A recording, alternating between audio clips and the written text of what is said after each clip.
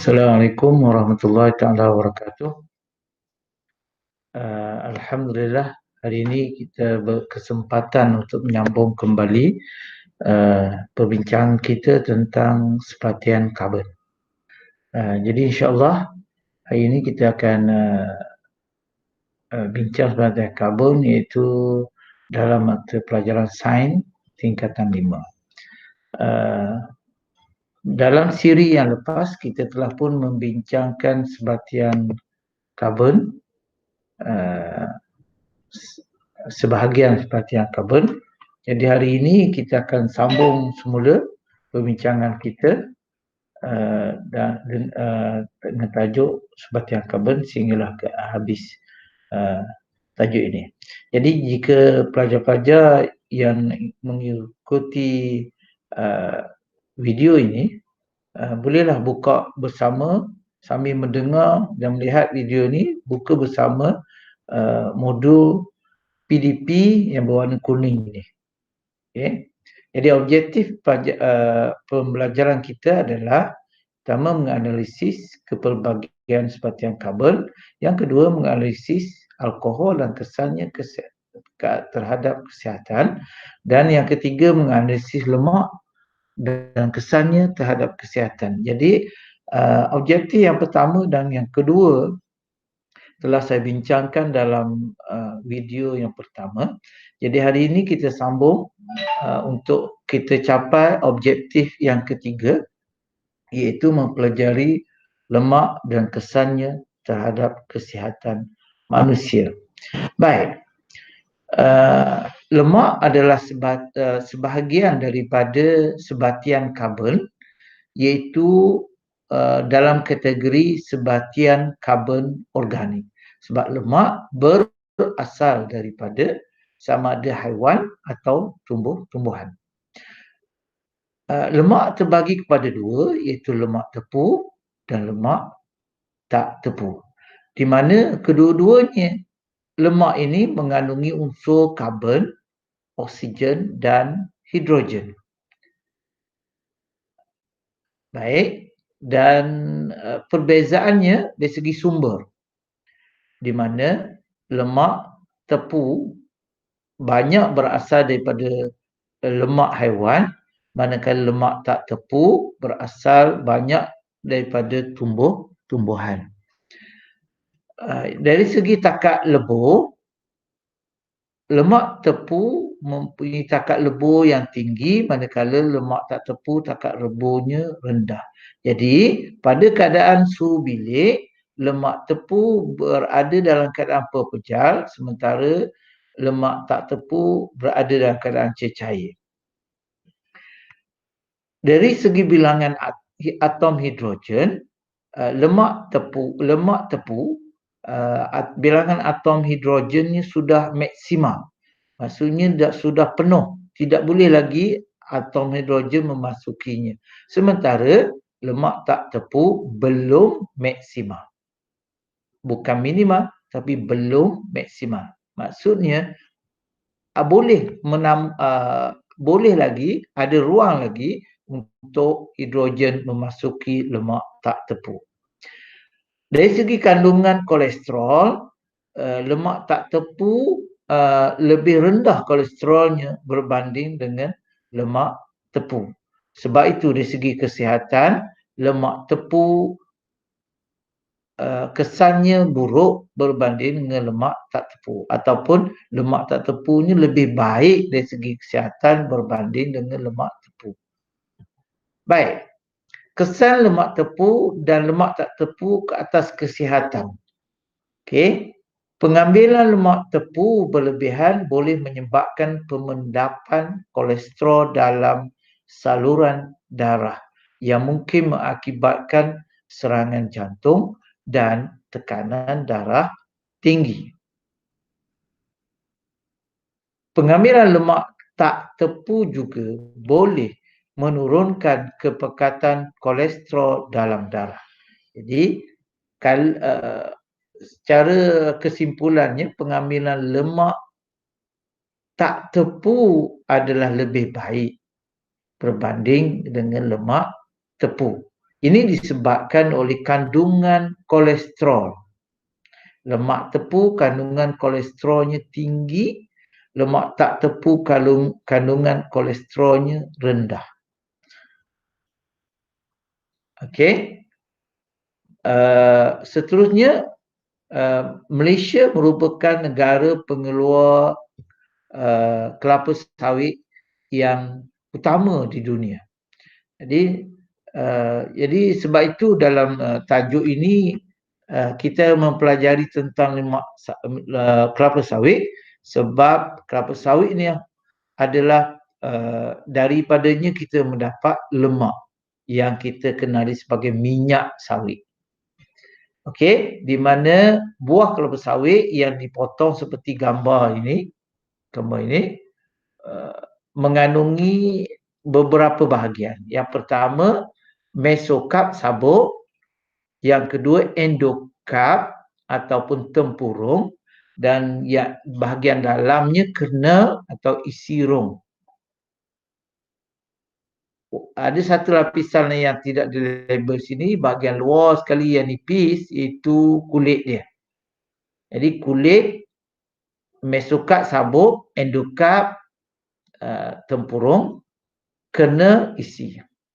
Okey, sebahagian besar dari minyak sawit diekstrak daripada bahagian mesokarp atau sabut. Minyak sawit mengandungi nilai khasiat yang tinggi seperti asid lemaknya, beta-karotinanya dan juga vitamin A dan E yang banyak dalam minyak sawit. Di minyak sawit ini ialah minyak atau dalam kategori lemak tak tepu. Jadi untuk dapatkan minyak sawit, buah ataupun yang telah dipetik akan diproses sampai ke kilang. Bila dia dituai sampai ke kilang, dia akan diproses mengikut turutan ini. Mula-mula disterilkan, pensterilan, kemudian penanggalan buah daripada tandangnya, kemudian penghancuran, dihancurkan buah kelapa sawit itu, penekanan, ya maksudnya ditekan buah sawit, kemudian penurasan, minyak dituraskan, dan kemudian minyak ditulinkan. Baik, kita pergi satu persatu. Sampai je buah sawit ke kilang, terus buah kelapa sawit itu disterilkan dalam proses pensterilan. Apa maksud pensterilan? Di mana buah dikukus dalam steam untuk tujuannya membunuh bakteria dan kulat. Pensterilan untuk membunuh bakteria dan kulat. Kemudian penanggalan, menanggalkan buah kelapa sawit dari tandanya. Dan penghancuran, menghancurkan dan mencerna buah sawit itu. Buah sawit semua bahagian bahagian sabuk dihancurkan. Okey, kemudian ditekan supaya minyak keluar daripada sabut. Minyak diperah daripada sabuk menggunakan penekan hidrolik. Kemudian minyak yang didapati dituraskan untuk mengasingkan benda asing, pepejal daripada minyak, termasuklah sabut. Last sekali, minyak yang terhasil yang telah dituras tadi ditulinkan. Proses penulinan dengan dialirkan steam melalui minyak untuk menyingkirkan bau dan warna yang tidak menarik. Itulah kaedah bagaimana minyak diekstrak daripada buah kelapa sawit. Ada 6 bahagian itu, mula pensterilan, penanggalan, penghancuran, penekanan, penulinan. 6. Kemudian kegunaan minyak sawit. Yang pertama, membuat susu pekat. Oh, kita ingat buat susu. Kita ingat susu ni hanya dari daripada haiwan, tapi campuran susu tu untuk menjadikan susu pekat dicampur dengan susu daripada lembu atau kambing dicampur dengan minyak sawit. Kemudian membuat lilin, lilin. Kemudian membuat margarin, buat margarin. Kemudian sebagai bahan api, biodiesel, diesel, okey, sabun, minyak masak. Inilah antara produk-produk. Banyak lagi produk-produk yang lain, tapi inilah antara produk-produk yang utama yang dapat kita hasilkan daripada sawit. Baik, kita tengok sikit bagaimana sabun dapat digunakan untuk menyuci pakaian atau menyuci peralatan. Okey, yang pertama kita tengok bagaimana sabun tu dibuat secara teorinya, asasnya. Ini hanya asas, kita tidak belajar bagaimana di kilang buat, tapi hanya asas pembinaan sabun. Sabun sebenarnya dibuat dengan campuran lemak dengan alkali. Lemak dengan alkali. Lemak yang kita gunakan di sini sebab Malaysia banyak minyak kelapa sawit, jadi kita guna minyak sawit. Jadi minyak sawit ditambah dengan larutan natrium hidroksida, ini alkali pekat, dipanaskan sambil dikacau. Dalam proses ini dipanggil proses saponifikasi. Saponifikasi. Di mana persamaannya minyak sawit tambah dengan natrium hidroksida akan menghasilkan asid lemak dan glycerol. Asid lemak dan glycerol. Sabun yang kita masukkan ialah asid lemak. Sabun tu ialah asid lemak. Di mana molekul sabun terdiri daripada dua bahagian, ekor dan kepala. Ekor bahagian hidrokarbon dan kepala ialah bahagian ionik. Ekor bahagian hidrokarbon dan kepala ialah bahagian ionik. Maksudnya ekor ni terhasil daripada minyak sawit dan kepala ni daripada alkali. Dia bergabung menjadilah molekul sabun.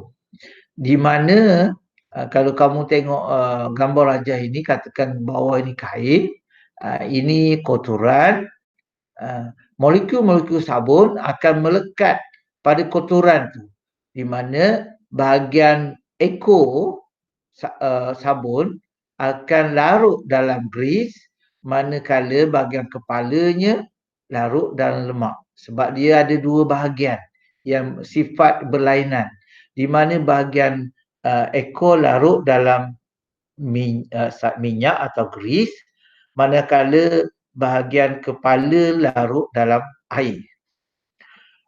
Kocokan air menyebabkan bahagian kepala yang larut dalam air dibawa ke atas dan bahagian ekor yang larut dalam grease ditarik bersama oleh bahagian kepala.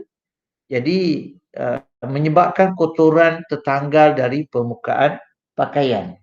Okey. Itulah cara bagaimana sabun menolong menanggalkan pakaian.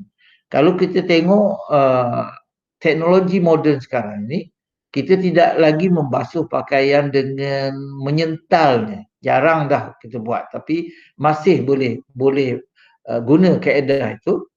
Tapi kebanyakan sekarang ini kita menggunakan mesin basuh, di mana kita tidak menyental pakaian itu.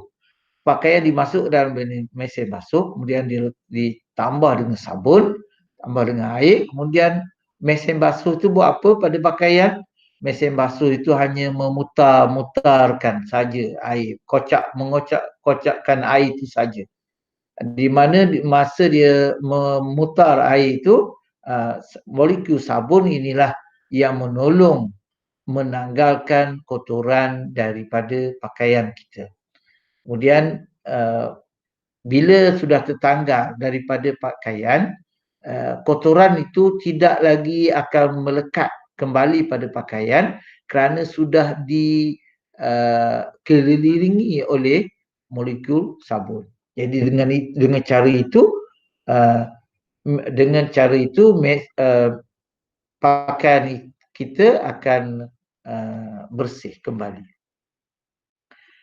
Okey, seterusnya polimer, sebab lemak ini ialah satu polimer.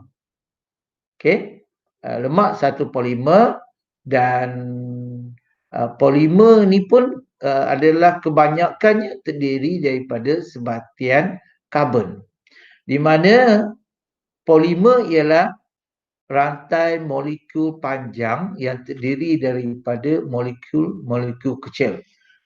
Dan molekul-molekul kecil ni pula dikenali sebagai monomer. Yang gabungan monomer akan membentuk polimer. Proses penggabungan molekul-molekul kecil membentuk polimer dikenali sebagai pempolimeran.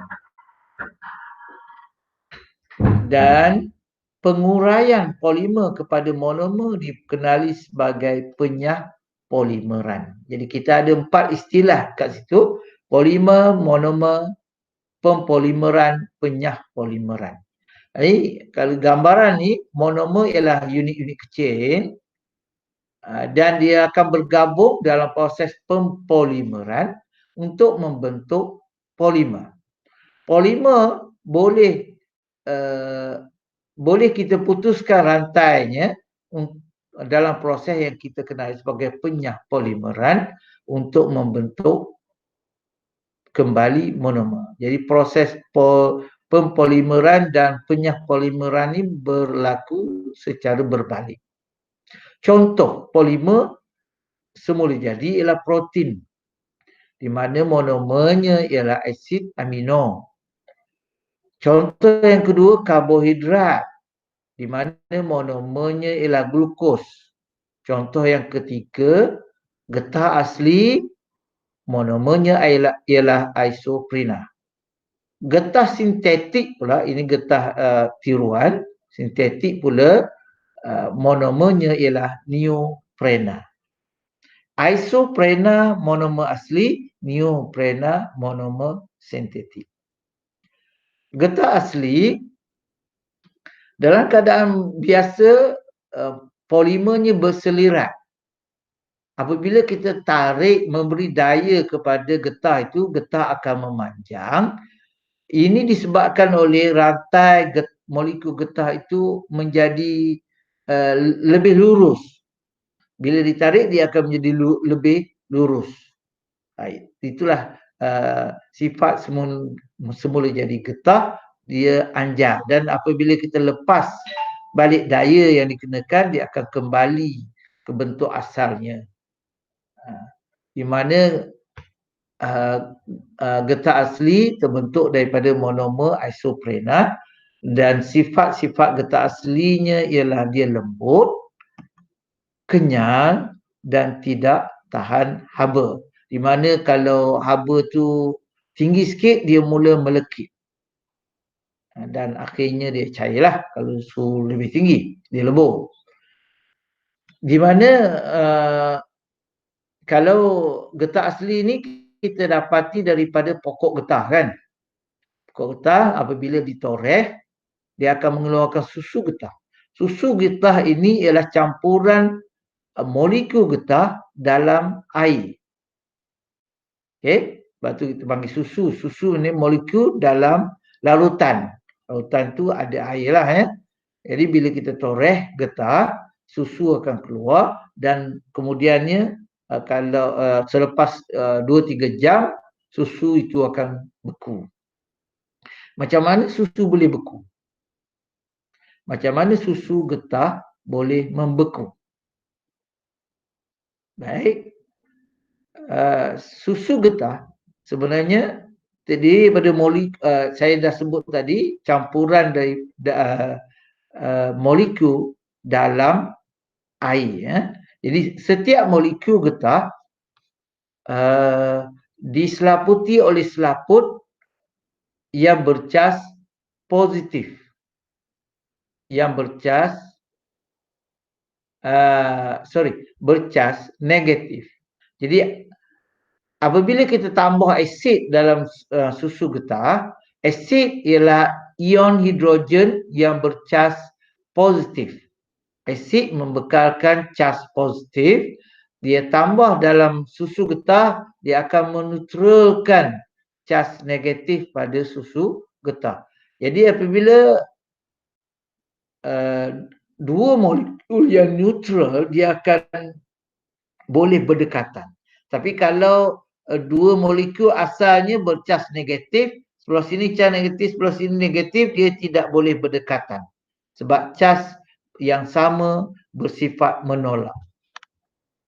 Okay, cas yang sama bersifat menolak. Tapi apabila dia neutral, bila tak kita tambah asid, dia dah neutral, dia boleh berdekatan dan akhirnya bersatu.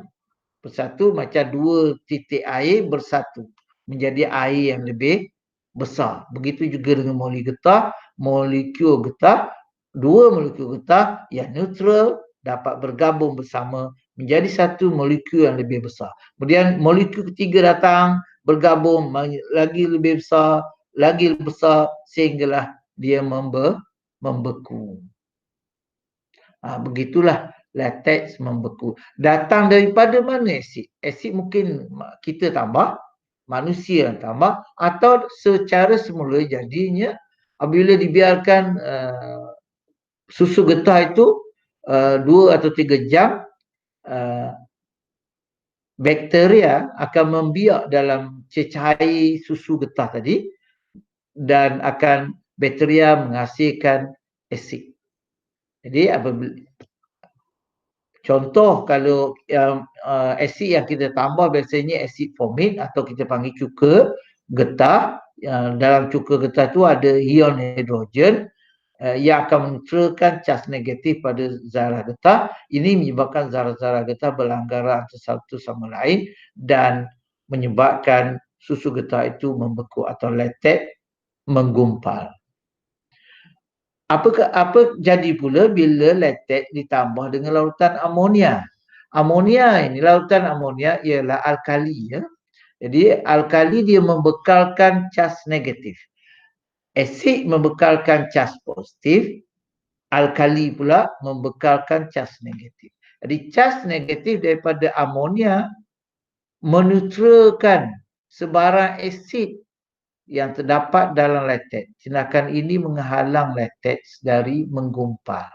Jadi kalau kita tambah amonia atau sebarang alkali dalam susu getah itu akan kekal cair sebab cas negatif daripada alkali atau lautan amonia tadi menetralkan sebarang asid yang terhasil daripada bakteria. Jadi dia menghalang susu getah atau latex dari menggumpal. Baik, tajuk seterusnya ialah pemvulkanan getah. Pemvulkanan getah. Proses pemvulkanan adalah proses penambahan sulfur kepada getah asli. Dua kaedah pemvulkanan, iaitu yang pertama memanaskan getah asli dengan sulfur. Getah asli ni yang dimaksudkan ni susu getah atau latex tadi ditambah dengan sulfur dan biarkan dia kering, biarkan dia membeku.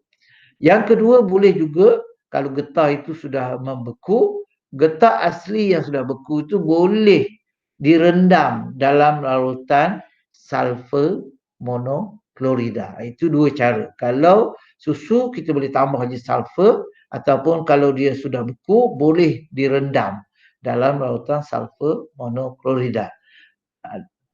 Baik, semasa proses pemvulkanan, atom-atom sulfur membentuk rangkai silang di antara polimer getah. Rantai silang ini menghalang polimer-polimer getah daripada menggelongsor di atas satu sama lain. Ini menyebabkan getah tervulkan bersifat lebih kuat, lebih tahan haba dan lebih kenyal berbanding dengan getah asli. Jadi dengan proses pemvulkanan kita boleh mengubah atau menambah baik ciri-ciri getah asli. Okey, dengan getah tervulkan cirinya lebih kuat, lebih tahan haba, lebih kenyal berbanding dengan getah asli. Jadi sampai begitu, sampai di situ saja untuk pembelajaran kita tahu dalam bab sebatian karbon. Jadi saya sudahi dengan ucapan yang mulia, wabillahi taufiq wal hidayah. Assalamualaikum warahmatullahi taala wabarakatuh.